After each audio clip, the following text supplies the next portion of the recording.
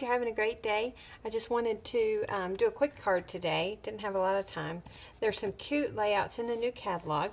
So I thought I would do just a little bit of a twist, not much at all, on this particular card right here on page 208. Alright, so the first thing I did was I changed the colors and the cut and fold of the card, but otherwise it's the same size. This is the Early Espresso cardstock, and I just cut that in half. And they had used what looked like a popsicle stick. I'm just going to use a piece of old olive paper that is probably only about, it looks like it's 1/4 of an inch wide. I'm just going to use my regular adhesive to stick this down. Now, I did one of these earlier and realized that the best place for this, or orientation for it, is in about 1.5 inches. So just split the difference there on the line. And that's really just for placement of where I want my flower to be. So here's my flower. And what I did was I just cut this out with my Big Shot die, and they use textured cardstock. I could have done that, but I wanted it to be have a little bit more texture since the card itself is pretty basic and plain. So I ran it through my Big Shot and added some polka dot texture to it as well. So I have, this is the 2 smallest flowers of the extra large flower folds die, I think it's called. So I'm just going to put these 2 pieces together. You could use glue dots for that as well.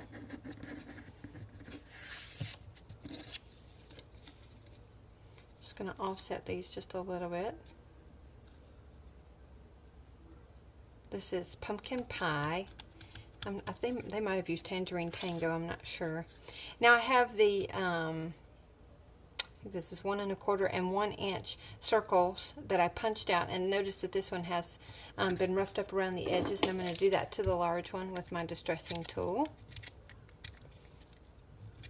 So I just like to hold whatever it is that I'm doing my distressing to, my cardstock in my left hand. Since I'm right-handed, just go around the edges, just like that. You can use your fingernail as well, but I tell you, I have cut my finger right there with cardstock, and a cardstock cut is a whole lot worse than a paper cut because it's thicker. Alright, so I'm just going to put this. This is basically, the purpose of the circle is just to cover these creases that would show where the die cuts it. And then I have the 1 inch. Layer that as well. Now I took I think this one's actually Pumpkin Pie from the Brights button collection, and I had originally put a piece of linen thread in it, but I didn't like that as much, so I went back and I just had this twine. You could use embroidery floss, whatever you have. I was looking for more of a white. This is as close as I had. Now you'll see why I wanted the white in just a second. So I'm just going to put this through my button.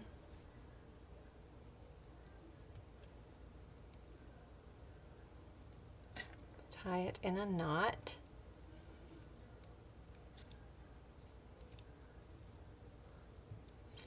And then I'm going to take my scissors and just trim the excess off.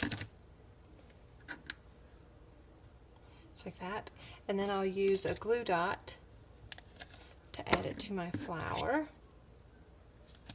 And so there's my flower, and I wanted to go back and lift up the petals of the flower because that's really what's going to add some dimension to this card. For the bigger flowers, you might need to just bend the tips a little without making a crease. So just like that. Now I'm going to stick this on my card, but first I wanted to stamp my greeting, but I wanted to have my flower made so I would know where I wanted to put my, how far over I could go to put my greeting. So my flower will go on about like that.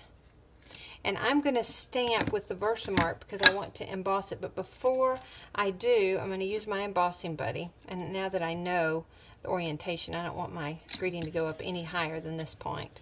And obviously, I want to split the difference for the stem. If you're going to emboss, I highly recommend the embossing buddy. It's cheap, and it really makes a big difference as far as keeping that excess embossing powder where you don't want it. And I really like to use the Versamark. This is the well scripted stamp set. This one just says happy birthday. I needed some birthday cards, so I'm going to use it. And I'm going to split the difference. I love the new clear box. It helps me to get my images a little bit straighter. Okay, so you probably can't hardly see that. But I'm going to use white embossing powder. And the reason that I wanted to use white was because I knew it was just going to stand out a whole lot better than the clear. And the reason that I used the thread on the flower earlier was because it was going to help bring out the white in the embossing powder. So if you have any little flecks here or there, usually it's just one or two with that embossing, but it makes a big difference. And some people don't mind those little one or two flecks, but I'm one of those people who does. So now I'm just going to heat set this real quick. Okay, so there we have it. Set my embossing powder to the side. And I'm going to use a dimensional or two to adhere my flower.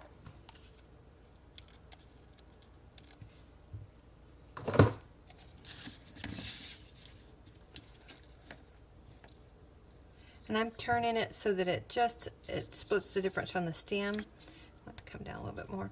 And then so it doesn't go off the edge. Isn't that fun?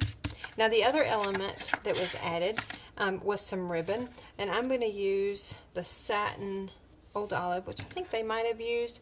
They wrapped it around the popsicle or sucker stick. I guess it's probably not even a popsicle, it's more of a sucker stick. So I have a piece of Old Olive. Cut this a little bit longer than what you think you're going to need. I noticed that.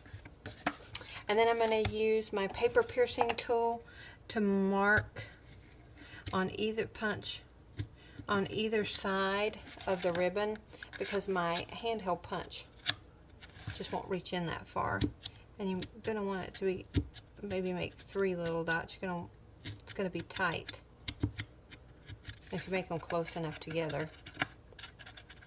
Then you get a little bit bigger slit, and you won't be able to see it. So I'm going to come from behind, which it would be easier to come from the front because the back of the paper is here. One thing we could do is take a sanding block to that. It would get rid of the extra that's on there. But also cut your ribbon really sharp to a point. That'll help. Go ahead and put the other side in. See how it frays the edges because it's tight when you pull it through? That's another reason to cut that ribbon a little bit longer than what you need. Okay, so I'm going to tie this just like I would tie a normal knot. Left over right,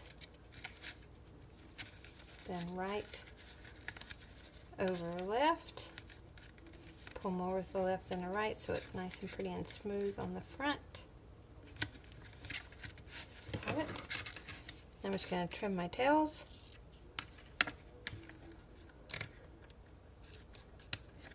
And there you have it. Pretty fun, easy, bright. I like the brown contrast of the background. I'm loving this early espresso color. So there you go. Cute, fun, easy, very duplicatable birthday card. Thanks for joining me.